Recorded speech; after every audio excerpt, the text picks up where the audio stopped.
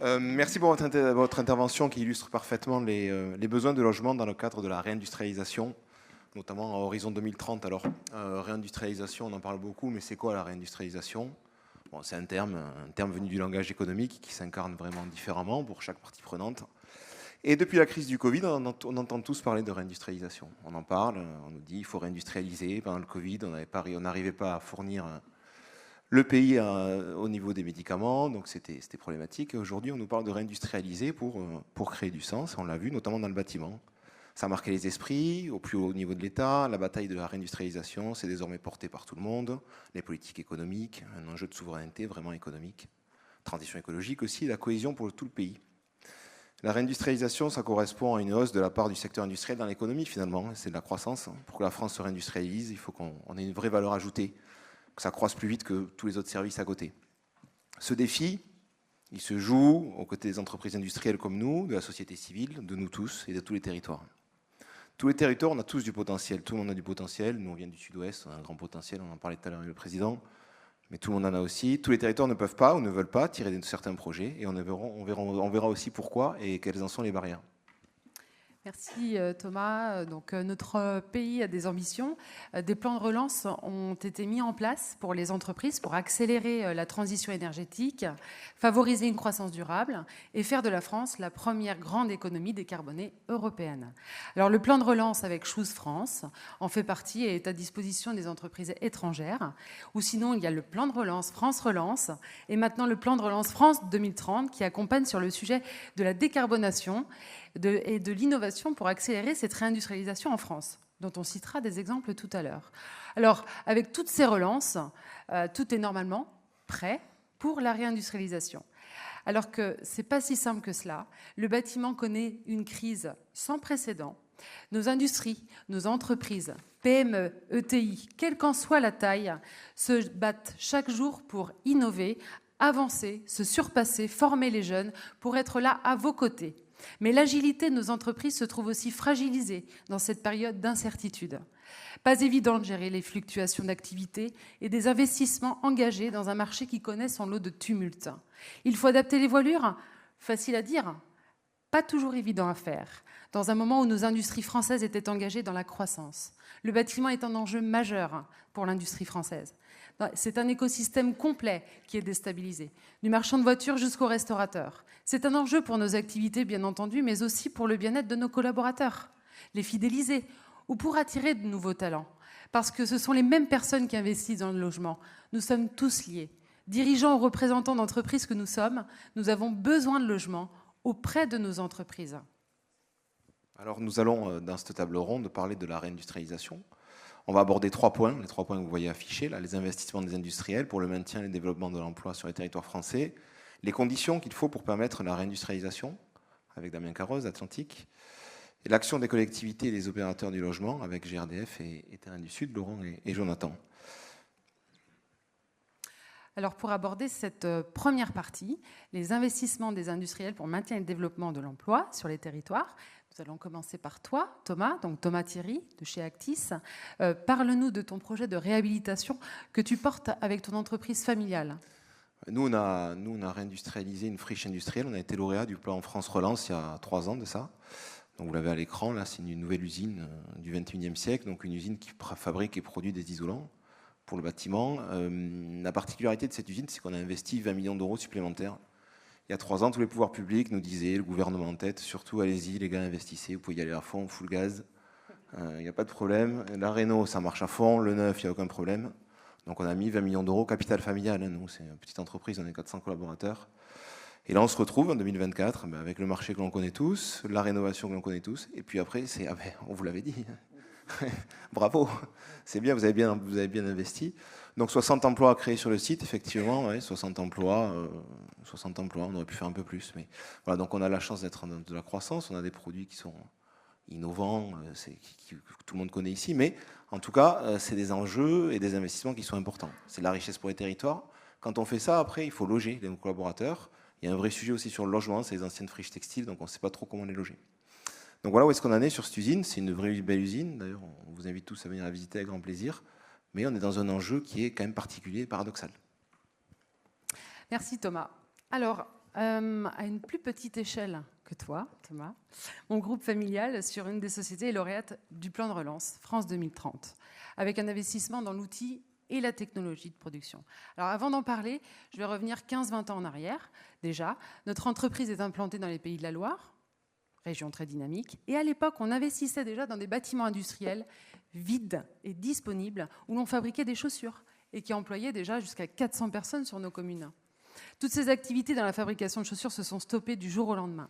C'est aussi lié, nous les avons réhabilités pour nos activités de la menuiserie industrielle et de la plasturgie.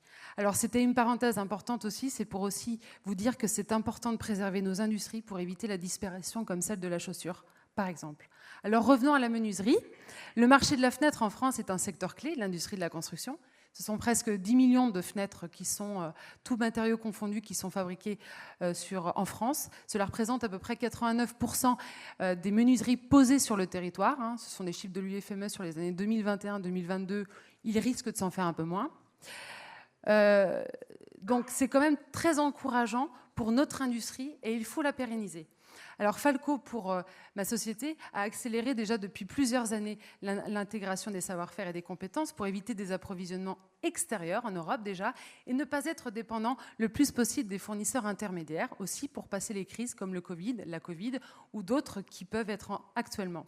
Alors pour différentes raisons bien sûr, hein, c'est bien évidemment pour créer de la valeur ajoutée, développer notre savoir-faire, créer et maintenir de l'emploi direct et aussi indirect, développer des technologies pour les produits décarbonés, pour aussi fabriquer des produits aussi avec de plus en plus de matières plastiques recyclées, s'engager sur la qualité en France et la sécurité pour nos clients pour l'approvisionnement des commandes et bien sûr rester compétitif. Alors tout dirigeant d'entreprise m'arrête si je me trompe, mais pour réussir la réindustrialisation, la France et faire de la valeur ajoutée et être compétitif, il est essentiel de se concentrer sur 3 piliers indissociables qui sont le coût de l'énergie, le coût du travail et une fiscalité connue et stable. Ces 3 piliers doivent être abordés conjointement pour créer un environnement favorable. Enfin, je dirais que la réindustrialisation, c'est aussi créer les conditions des futurs investisseurs de logement. Nous sommes vraiment tous liés. Je vais passer maintenant la parole à Laurent Leguet du groupe Vicat. Merci Nina, bonjour à toutes, bonjour à tous. Alors pour Vicat, qui est un industriel producteur de matériaux de construction pour la filière béton, réindustrialiser, ça ne veut pas dire faire revenir des productions qu'on a envoyées à l'étranger. Ça ne veut pas dire non plus augmenter nos capacités de production en construisant des nouvelles cimenteries. La dernière cimenterie en France, elle s'est construite en 1968. Mais ça veut dire investir massivement, plusieurs dizaines, plusieurs centaines de millions d'euros, dans la décarbonation de nos process, de manière à continuer à pouvoir vous fournir localement des matériaux de construction pour des logements bas carbone.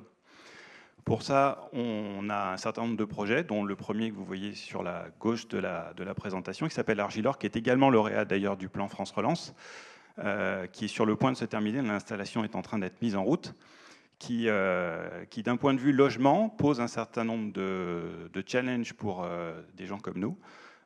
Déjà parce qu'il va falloir loger des nouveaux employés pour conduire ces installations-là, mais également parce que pendant toute la durée de vie du projet, et là on parle de logement, on va dire temporaire, on a eu jusqu'à 130 personnes qui sont venues travailler sur le chantier, loin de leur base, pour pouvoir compléter cette installation. De la même manière, on est en amont d'un projet de décarbonation par capture et stockage du carbone sur le site de Montalieu en Auvergne-Rhône-Alpes, qui va nécessiter, c'était encore la slide d'avant, qui va nécessiter de faire venir probablement des centaines de personnes pendant plusieurs années sur le site, de manière à assurer la réalisation de ces infrastructures industrielles complexes. Et puis il y a un autre côté, cette fois-ci, je vais nous placer comme fournisseur, c'est quand on vient accompagner les grands projets, en venant produire du béton au plus près des chantiers au lieu de faire transiter des toupies sur les routes.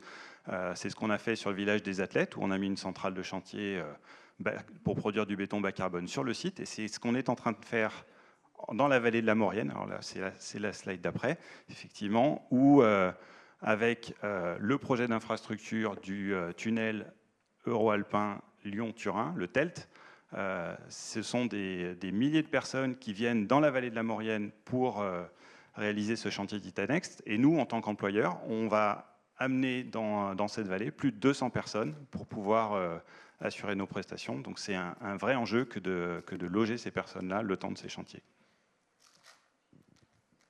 Thomas, c'est à toi pour la transition. Ouais, j'arrivais, j'allais faire un Joe Biden, il y avait écrit les cités entre parenthèses. C'est pas les cités, c'est pour Damien Carroz du Groupe Atlantique qui va nous parler d'un très beau projet industriel. Merci Thomas. Alors d'abord, peut-être quelques chiffres pour illustrer le propos que le bâtiment, c'est important pour l'industrie et que les industriels, c'est des emplois. Donc là, je vous donne les chiffres Uniclimat, de notre syndicat du secteur du génie climatique en France. On a 87 implantations industrielles, 69 groupes. Et si on regarde juste après, on a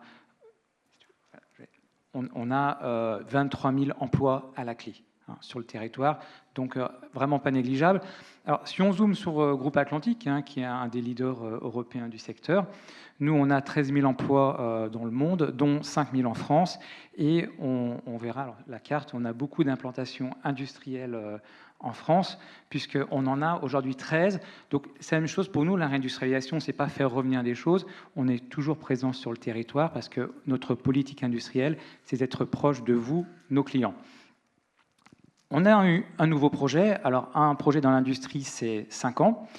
Et pour ce projet, l'idée, c'était d'utiliser un changement technologique pour faire revenir des productions qui aujourd'hui sont en Asie sur notre territoire. Donc, il y a 2 ans, bien sûr, le moral était meilleur, la conjoncture également. Ce qui s'est passé, c'est qu'on a eu énormément de nos concurrents, que je ne vais pas citer, qui se sont mis à investir en Pologne. Alors, nous, on est français, mais on s'est dit quand même, il y a peut-être quelque chose à regarder. Et on a demandé à nos équipes de faire le match entre la Pologne et la France sur notre cahier des charges. Alors, si on regarde le cahier des charges rapidement, c'est sûr que le coût du travail, il est plutôt à l'avantage des Polonais. Mais il y a d'autres éléments pour un industriel. On a regardé notre empreinte carbone. Et là, vraiment, la France a un très gros avantage d'avoir une énergie décarbonée. On parlait d'énergie, énergie pas chère. Et aussi, on a regardé la disponibilité du foncier, l'accueil des collectivités locales et la disponibilité d'une main-d'œuvre qui connaisse l'industrie et qui ait notamment des logements. Alors, on se donne le résultat du match. C'est le Grand Chalon avec son président Sébastien Martien qui a gagné. Il l'a gagné haut la main. On l'a décidé, on l'a confirmé dans un moment un petit peu difficile. Mais nous, c'est une usine qui sera productive en 2026. L'objectif, c'est de faire 300 emplois dans la région, sur une friche industrielle qui est l'ancien site de Kodak. Et effectivement, ça demande de la part de la collectivité locale, on a parlé avec eux, de s'intéresser à la disponibilité de logements. Alors moi, ce que je voudrais dire en conclusion, 2 choses, c'est que ce petit cas illustre vraiment le propos du président de l'effet multiplicateur. Donc le bâtiment va bien, donc nous, industriels, on peut investir, ce qui va générer de l'activité de construction, une nouvelle usine, et puis, je l'espère, soit la rénovation, soit la construction de logements. Donc vraiment cet effet multiplicateur du secteur du logement. Et deuxièmement, on a beaucoup parlé ces dernières années de la politique de l'offre, c'est-à-dire de comment être compétitive industriellement par rapport à d'autres pays.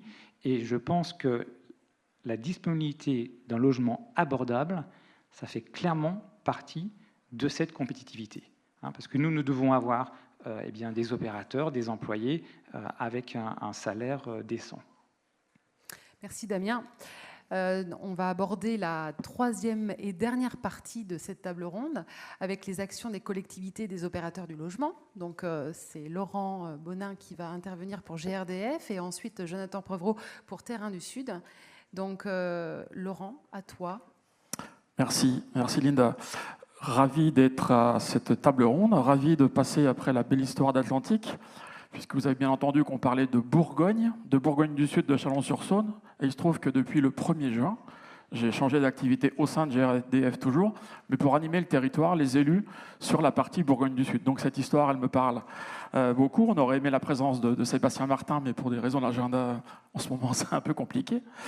Et donc GRDF, évidemment, un acteur essentiel. Et le sujet réindustrialisation, le sujet logement, c'est un peu au sens de nos préoccupations. et qu'en 2024, GRDF, c'est 2 mots, mission, décarbonation. Notre projet d'entreprise 2024-2028, c'est décarbonons. Alors vous allez prendre pour un dingue, pour un marchand de gaz, enfin pour un distributeur de gaz, pardon. Et en fait, on va aller vers un monde décarboné. Pourquoi ? Parce qu'on a la certitude, et il y a différents scénarios qui le confirment, qu'on a besoin d'un mix énergétique en 2050. L'électrification, on a entendu parler ce matin, très bien. Les pompes à chaleur, super. Parce que nous aussi, on parle de pompes à chaleur. J'y reviendrai après. Donc, comment on va faire pour assurer une mission décarbonation sur les 4 ans à venir ? L'enjeu, il est de respecter la limitation du réchauffement climatique. Et ça, tout le monde est d'accord. En 2050, on doit être au rendez-vous. Comment on va s'y prendre ? Le gazier est de bon sens et pragmatique. C'est des messages qu'on fait passer depuis quelques années au sein du pôle Habitat. On va multiplier par 5 la production de gaz vert. Aujourd'hui, c'est 12 TWh. En 2030, c'est 60. Peut-être même plus. Ça permettra de dire on a de l'énergie renouvelable, on est producteur, on contribue en tout cas à la production et à la distribution d'énergie décarbonée pour de l'industrie décarbonée, pour respecter tous les enjeux et les contraintes que chacun a aujourd'hui. On va être un acteur vertueux en termes d'émissions de gaz à effet de serre. Le bilan carbone, il y a certains en ont parlé ce matin. Le bilan carbone de l'entreprise a été fait. Et il faut diviser les émissions par 2 d'ici 2030. Et on va aussi œuvrer à ça. Vous avez une image qui montre qu'en termes de travaux, GRDF aujourd'hui est moins à créer des réseaux de distribution, mais aujourd'hui, on crée des réseaux de transit. Les sites de production de biométhane, ils sont au milieu des champs, au milieu des prés, dans la campagne, souvent, là où il n'y a pas de gaz. La mission demain, et décarbonation fait partie, c'est d'aller chercher ces productions de gaz vert. Donc des nouveaux réseaux produits et construits pour aller chercher de l'énergie décarbonée. Troisième point, troisième objectif, c'est aussi accompagner les clients. Les clients, c'est où ? C'est constructeurs, promoteurs, aménageurs, rénovateurs, en tant que partenaires, pour dire que l'histoire du gaz, elle n'est pas terminée. Même s'il y a eu des messages un peu difficiles et compliqués ces dernières années, je ne reviens pas sur l'interdiction de la chaudière. En fait, on nous a dit que c'était un projet, mais que ce n'était plus vrai après. Aujourd'hui, les ventes de chaudières sont en progression par rapport à un marché de la pompe à chaleur qui est un peu plus en difficulté. Donc il y a un vrai sujet de bon sens et de pragmatisme. La bonne rénovation, la bonne construction, le bon chauffage d'un logement, ce n'est pas forcément que de l'électricité, ça peut être du gaz. Et on a aujourd'hui un forage de développement pour décarboner, il faut émettre moins d'émissions de gaz à effet de serre. On parle de pompe à chaleur hybride. Et l'hybridation demain fait partie complètement de ce sujet-là. Donc, que ça soit sur les sujets transport, logement, énergie, industrie, la table ronde qui nous réunit aujourd'hui, on a tout à fait notre place, notre belle énergie pour des logements bien chauffés, évidemment, on ne va pas dire l'inverse, avec un confort inégalé, quoique les autres sont très bons aussi. On parle mobilité pour décarboner aussi l'industrie, la mobilité fait partie aussi des enjeux pour être demain vertueux en termes d'émissions de gaz à effet de serre. Tout ça pour dire, et je conclurai là-dessus, que la place du gaz, elle est réelle aujourd'hui. Elle est reconnue importante demain. Nous, on dit qu'elle est essentielle, évidemment, et que le gaz, demain, il sera là, mais ça sera évidemment du gaz vert. Donc, décarbonons, réindustrialisons, chauffons bien les logements avec la belle énergie, vous l'avez compris, qui était plutôt verte, en tout cas pour concernant GRDF. Merci Laurent pour ton intervention. On va continuer avec l'intervention et la vision d'un aménageur, vice-président du pôle Habitat, Jonathan Prévraud. Donc le lien emploi-logement, il est présent dans le débat public depuis de nombreuses années, mais il a été considérablement accéléré ces derniers temps par l'apparition de deux événements majeurs. Le premier, la loi climat et résilience qui a institué le ZAN, le zéro artificialisation nette, et ensuite l'événement, la volonté politique de la réindustrialisation, et donc le grand défi pour notre nation de conserver les industries présentes sur nos territoires et d'en accueillir de nouvelles. Aujourd'hui, avec le ZAN, en faisant un tout petit rappel, donc l'objectif, c'est d'ici 2050, c'est d'arriver au zéro artificialisation net, et le net est est important. Et on a un point d'étape avec la date de 2030, où d'ici 2030, on doit consommer 2 fois moins d'ENAF, des espaces naturels agricoles et forestiers, qu'on en a consommé sur les 10 précédentes années. Donc voilà, donc on a une architecture qui est valable pour tout le territoire, pour le ZAN, et quelles que soient les activités, que ce soit du logement, des équipements publics ou des infrastructures, le ZAN s'applique à tous les secteurs d'activité.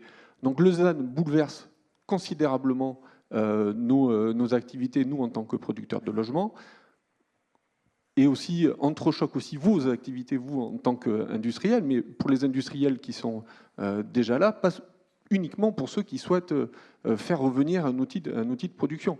À ce jour, on a 2 700 000 Français qui sont en attente de logements sociaux, 130 000 de plus rien que sur les 12 derniers mois. Concrètement, ça veut dire que c'est des collaborateurs dans nos entreprises, dans vos entreprises, qui viennent vous voir et qui vous disent « Mais moi, j'ai une problématique de logement. J'arrive pas à me loger. Je suis locataire et j'ai mon coût logement qui pèse sur mon budget. » Et c'est à vous, dirigeants, à nous aussi, mais principalement à vous, des grands industriels, où vos collaborateurs viennent vous voir et vous disent il faut répondre à cette demande. Donc on a des industriels à qui on demande beaucoup de choses, et en plus de gérer la problématique du logement. Nous, en tant qu'opérateurs, on est là aussi complètement bouleversés par la mise en place du zéro artificialisation nette, parce que ça bouleverse totalement notre schéma de conception. Jusqu'à présent, c'est vrai qu'on avait tendance à créer nos documents d'urbanisme en créant des zones à urbaniser, où on faisait par exemple des lotissements, et qui est une façon de corriger, de loger de manière très correcte, très confortable et à bas coût les Français. Voilà. La loi ZAN, pour préserver ces fameux ENAF, nous a dit non, vous allez réduire considérablement l'artificialisation. OK, dont acte. Depuis le début, nous, dans les débats qu'on a eus, il nous a dit, on a précisé qu'au sein du pôle habitat, il nous faudrait un pendant, c'est-à-dire qu'il faut être certain que face aux ZAN, on ait une contrepartie, c'est-à-dire à savoir que la densification douce, la reconstruction de la ville sur la ville, elle nous soit facilitée. Or, qu'est-ce qu'on constate sur le terrain, et ça a été très bien démontré ce matin par David Millet, c'est qu'on ne l'a pas. Les outils pour réussir la densification douce, on ne les a pas. Donc en fait, on a aujourd'hui la loi climat et résilience et le ZAN qui s'applique directement pour nous contraindre dans la production de logements, et on a une double peine avec la densification douce qui se réalise pas. La conséquence, une nouvelle fois, c'est que le budget logement des Français, de nos collaborateurs, de vos collaborateurs, il est considérablement amputé. En conclusion, je crois que cet été, on a tous vu que les Jeux Olympiques de Paris 2024, ça avait été une grande réussite. On en a tous été fiers. Et parmi cette réussite des Jeux de Paris 2024, il y a eu des acteurs du bâtiment et des travaux publics qui ont participé à cette réussite avec la construction du village olympique, avec ces grandes infrastructures. Et on a réussi, là, à relever ce défi. Les entreprises du bâtiment. Et on l'a réussi parce qu'on a eu aussi une loi de dérogation administrative pour accélérer les projets de construction d'infrastructures ou de logements. Donc à l'heure où aujourd'hui il faut faire des propositions qui ne coûtent rien au gouvernement, mais nous au sein du pôle habitat, on dit le logement, la réindustrialisation mérite aussi une loi de dérogation administrative pour qu'on puisse produire du logement pour accompagner le phénomène de la réindustrialisation. Bravo.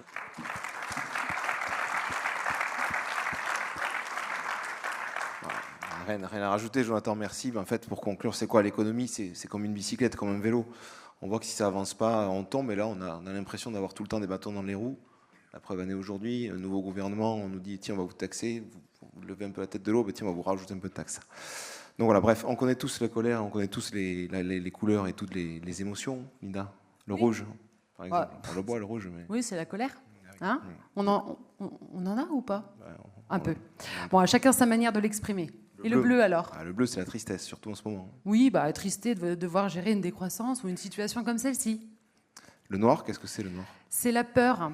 La peur n'évite pas le danger, mais la peur évite d'avancer. Et il faut effectivement retrouver du positif aussi. pour avancer dans nos entreprises. Et alors le jeune, pour terminer. Moi, c'est la joie. Et c'est contagieux. C'est pour ça qu'il est essentiel vraiment d'encourager la croissance, l'innovation, penser différemment. C'est le moment vraiment qu'on soit tous en mouvement, pas baisser les bras. Il y a des licenciements, baisse de la consommation, des dysfonctionnements, on en a parlé. Et comme le rappelait Jonathan, on a le bel exemple des JO. Et voilà, ça montre l'importance de la dynamique et le progrès de la gestion qu'on peut avoir et ce qu'on est capable de faire.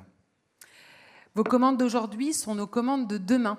Nous avons besoin de vous, de logements pour nos collaborateurs, pour maintenir et fidéliser les compétences, mais aussi les attirer dans nos régions, dans nos usines, pour nos usines, dans nos campagnes, dans le cadre de la réindustrialisation. Réaliser des infrastructures pour que nos collaborateurs soient dans un environnement favorable pour une vie agréable. La réindustrialisation du point de vue des Français, du point de vue des dirigeants, du point de vue des territoires est bien en marche et elle s'appuie de manière fondamentale sur le tissu des PME et ETI ancrés dans leur territoire, mais il faut aussi beaucoup d'énergie de toutes et tous pour y arriver. Nous avons besoin de votre soutien, encore plus maintenant, du soutien du syndicat pour que nos industries continuent d'exister et développent des savoir-faire en France. Oui, il nous faut du logement.